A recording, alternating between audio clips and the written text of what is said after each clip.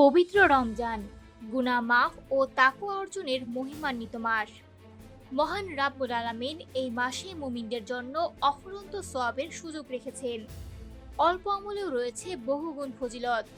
এই বরকতময় মাসেই নাজিল হয়েছে পবিত্র কুরআন।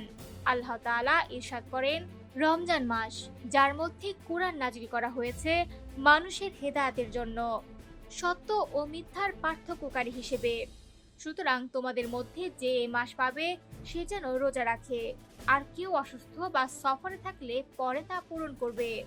আরেক আয়াতে ঘোষণা করা হয়েছে, হে মুমিনগণ, তোমাদের উপর সিয়াম ফরজ করা হয়েছে, যেমন ফরজ করা হয়েছিল তোমাদের পূর্ববর্তীদের ওপর, যাতে তোমরা তাকওয়া অর্জন করতে পারো।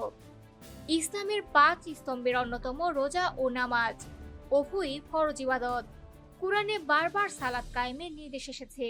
বলা হয়েছে, নিশ্চয়ই নামাজ নির্দিষ্ট সময়ে মুমিনদের উপর ফরজ। হাদিসেও সময় মতো নামাজ আদায়ের উপর বিশেষ গুরুত্ব দেওয়া হয়েছে। তবে কিছু মানুষের ইবাদত কবুল হয় না, এমন সতর্কবার্তাও এসেছে হাদিসে।